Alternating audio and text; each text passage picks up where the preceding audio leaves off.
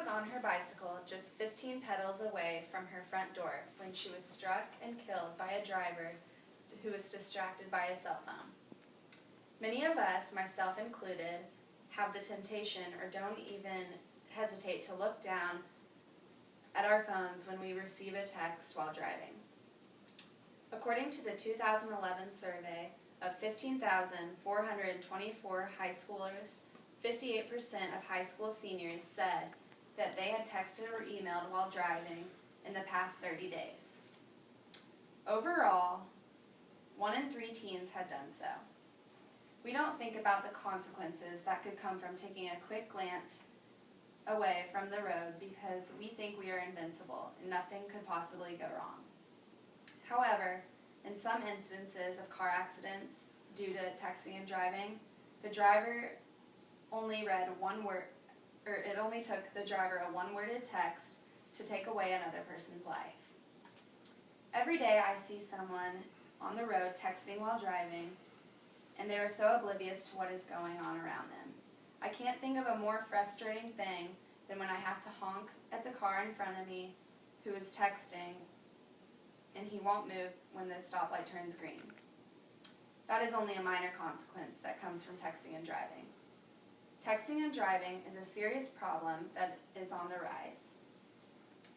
At least 6,000 people were killed by distracted drivers in 2008, and the number is rising. Many lives have been taken because of this problem, and it continues to go on. People need to be more aware of that these deaths are linked to texting and driving, and I want to advise you all that we just can't do it. I feel it is important for you all to hear these tragic stories and the rise of fatalities due to distracted driving, because when people text and drive, they are putting both your own lives and others at risk. Fatal crashes resulting from driver distraction have increased rapidly in recent years. The rates of fatal car accidents due to texting and driving are happening too often today. Research shows that in 2008, approximately 1 in 6 fatal vehicle collisions resulted from a driver being distracted while driving. Several studies implicated the use of cell phones or sending text messages while driving were the cause. A total of 51,857 fatalities caused by driver distraction occurred from 1999 to 2008. Sadly, there are many tragic stories about people dying from distracted drivers. People hear a lot of news about deaths due to texting and driving, but don't seem to change their ways. Why? Teens gave researchers startling reasons why they engage in distracted driving. 41% of them said it's because it only takes a split second. 35% said they don't think they'll get hurt. 22% said it makes driving less boring. And 21% said they're just used to being connected to people all the time. People today are so glued to their phones that they lose sight of everything. Text messaging causes drivers to take their eyes off the road for 4.6 seconds over a 6-second interval. That means at 55 miles per hour, a texting driver would travel the length of a football field without looking at the road. It is sad that people can't go a whole car ride without looking at their phones. People just do not have the self-control to stop themselves before texting and driving because many people value convenience over safety. Many enforcements have been made to stop people from texting and driving. President Obama signed an executive order banning texting while driving on federal business. Transportation Secretary Ray LaHood is pushing for tougher laws and more enforcement. States are passing laws also, but we are still hesitant to change. No matter what law is enforced, people still continue to hide their phones in their laps behind the wheel. It seems as if no law will stop people from texting and driving. It is difficult for law enforcement because there really are no protocols to detect if someone was texting and driving. And people have the right to use their phones whenever they want, so people assume they won't get caught. I don't think people realize the consequences they would have to face if they were to cause a death because of texting and driving. At least Aaron DeVoe, who was 18 years old, didn't. He was the first driver in Massachusetts to face charges being convicted of motor vehicle homicide.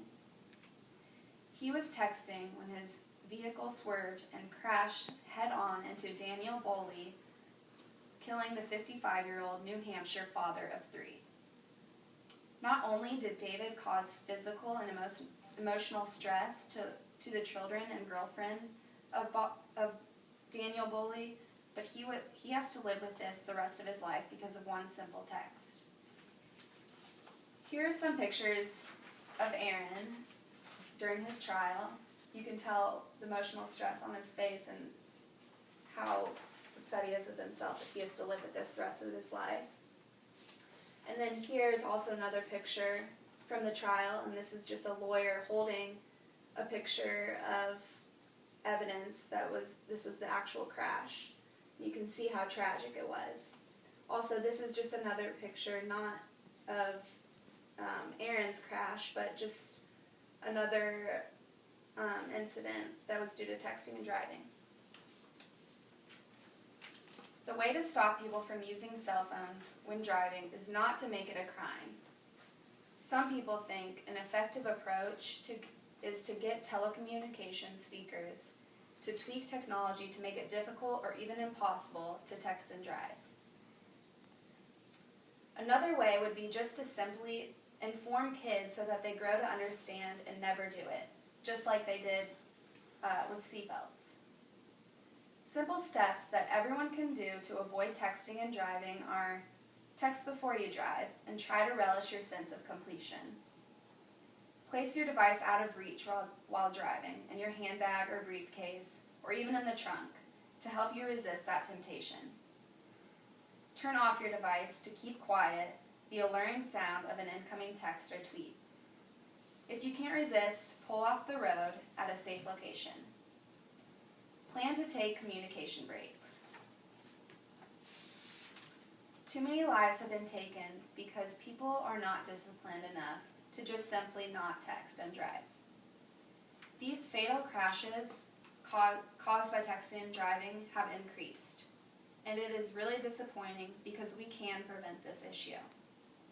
People just don't think about the consequences. They do what is convenient for them. People think, what would go wrong? It's only a 3-word text message, and it will only take 2 seconds. But that 2 seconds it may take someone to send a text could be someone's life. So is it really worth it to send that text? Can we really not just hold off of our phones until we get out of our cars? So the next time you all are in your cars, try to place your phone somewhere that would not be too tempting for you to look at it when you hear it go off. We can save many lives and prevent many car accidents by not texting and driving. We just can't do it anymore.